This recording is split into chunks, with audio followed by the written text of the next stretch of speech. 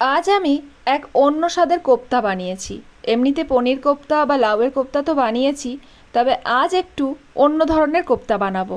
সেই জন্য দরকার সয়াবিন, যেটাকে ভিজিয়ে গ্রাইন্ড করে নিয়েছি, আর একটা আলু সেদ্ধ, আর একটু ছানা।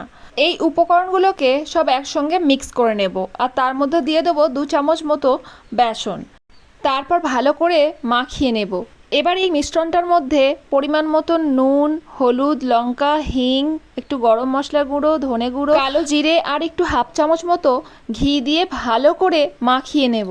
মাখিয়ে নিয়ে ছোট ছোট বলের আকারে গড়ে নেব। যতক্ষণ আমি বলগুলো গড়বো তার আগে কড়াতে ভালো করে একটু তেল গরম করে নেব। তেলটা একটু বেশিই নিতে হবে, যেন বলগুলো বেশ ডুবো তেলে ভাজা যায়। বলগুলো একটু লাল লাল করেই ভাজতে হবে। আর এদিকে গ্রেভির জন্য আমি একটা টমেটো, একটু আদা কুচি, কয়েকটা কাজু, কয়েকটা আমন্ড, আর একটু কিশমিশ আর একটু পোস্ত নিয়ে নিয়েছি।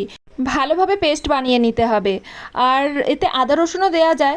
যেহেতু আমি মঙ্গলবারে বানিয়েছিলাম, আমি মঙ্গলবারে আদা রসুন খাই না, তো কড়াইয়ের মধ্যে খানিকটা ঘি নিয়ে নিয়েছি। ঘিয়ের মধ্যে গোটা গরম মশলা দিয়ে দিয়েছি। পেস্টটা ঢেলে দিয়ে এর মধ্যে নুন, লঙ্কা, হলুদ পরিমাণ মতন দিয়ে তারপরে ভালো করে কষিয়ে নিয়ে পরিমাণ মতো জল দিয়ে দিয়েছি। এর মধ্যে কিশমিশ ব্যবহার করেছি, তাই আমি চিনি ব্যবহার করিনি। চিনিটা আমি একটু অ্যাভয়েডই করি।